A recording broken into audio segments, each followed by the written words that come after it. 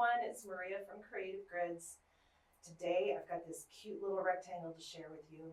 If you like to work on tiny blocks, I'm talking 1 inch square finished or 1 by 2 inch finished rectangles, this might be the ruler for you.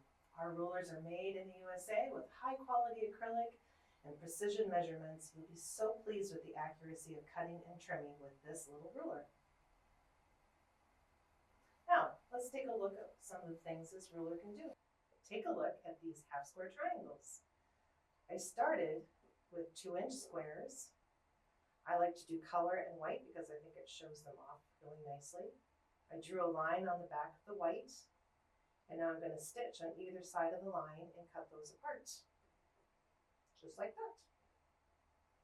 And you can see that these still have tails and things on versus the cleaned up version. So I'm going to take the ruler, I'm going to turn it this way so I can see the 1.5 inch mark. This is going to give me a 1.5 inch square to easily trim those two. I've got diagonal lines here on the 45 degree.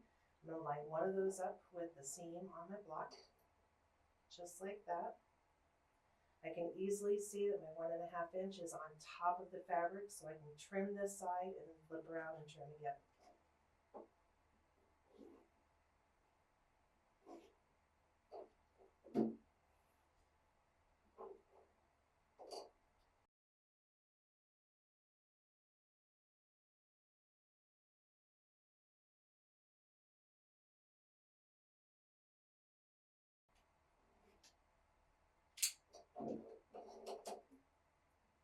And that easy, I've got another trimmed, clean block ready to go.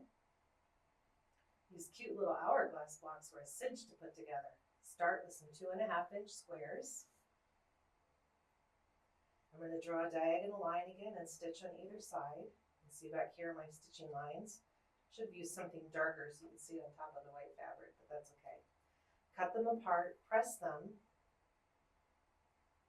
put them together, white on top of blue and blue on top of white.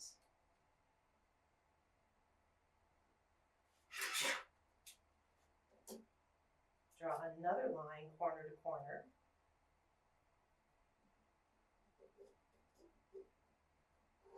And stitch on either side.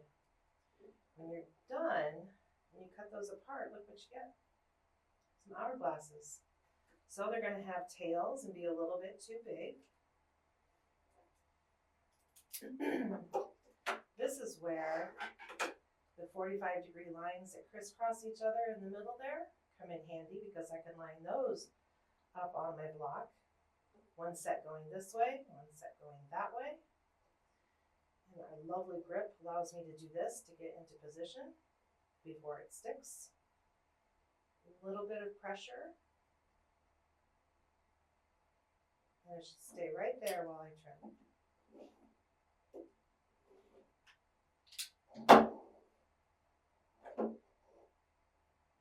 I'll hang around there. Sometimes they don't start far enough away from the tip. There we go. I'm going to turn it around. Lay that ruler back on there again. Same thing, lining those lines up on the seam lines. And trim and trim. And just like that, you go from shaggy to clean and ready to be put into your project.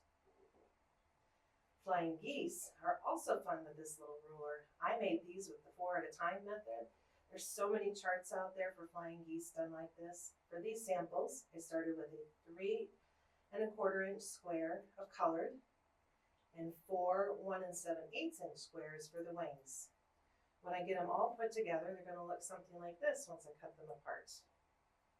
Now, another feature on this ruler is that 45 degree lines crisscross at the 1/4 inch mark, so I can easily see my seam allowance. And you've got a choice of black line or white line, so depending on what shows up best on your fabric, you make that choice. I'm going to set this on here. I am right on the edge on some of these. Sometimes they come out just a little bit too big and sometimes they're a little bit too small. I still like to trim. Turn around. Line up that crisscross again. And trim those last two sides. Look at the little bit of dust. Sometimes there's hardly anything to trim away, but pick your preferred method, your preferred chart, etc., and go from shaggy geese to clean geese all ready to be put into your project again. For a really simple project, try cutting rectangles with the full ruler. Start with 2.5-inch strips.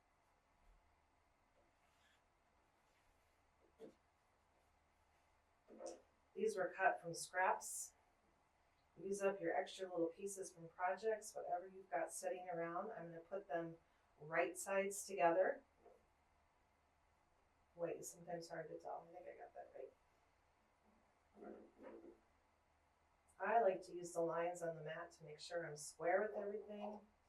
And look at that ruler fits perfectly on those little 2.5-inch strips. So I'm going to start with a clean edge. And I'm going to turn it around and cut across that strip set.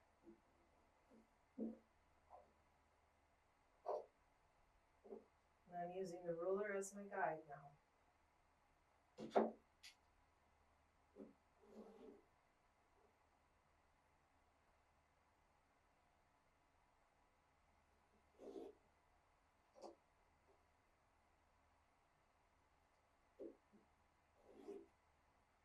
And just keep going until you've got the right number of rectangles to make some fun pieces like this. And because I put them right sides together, I can pick them up and go right to the sewing machine. No hassle, no stress, no finding the piles to line them up, etc. And then have some fun laying them out. And do a simple little rail fence. And do a little pinwheel.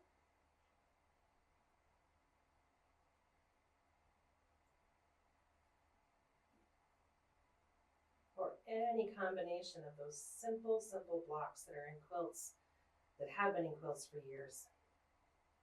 And that's just a few examples of what can be done with our 1.5-inch by 2.5-inch rectangle ruler. And that's just to give you a few examples of what can be done with our 1.5-inch by 2.5-inch rectangle ruler. Just like the rest of our rulers, you're going to find our exclusive grip, which allows you to move the ruler around to get into position. And with a little bit of pressure, it's not going to go anywhere while I cut. The markings are done in black and white and easy to read. You'll find a 1/4-inch grip along two sides and 1/2-inch grip on the other two. And this ruler's so tiny, they're so very close together. You're also going to find vertical and horizontal lines that point out the center of the ruler. So if you're fussy cutting stripes or flowers or anything that you want specifically in your rectangle, you can easily see where the center is right there. Be sure to check these out at your local quilt shop. Use the Where to Buy feature on our website at creativegridsusa.com to find shops near you. Thanks so much for watching. Be sure to follow us on social media to stay up to date with what's new and for lots of good inspiration. And goodbye for now.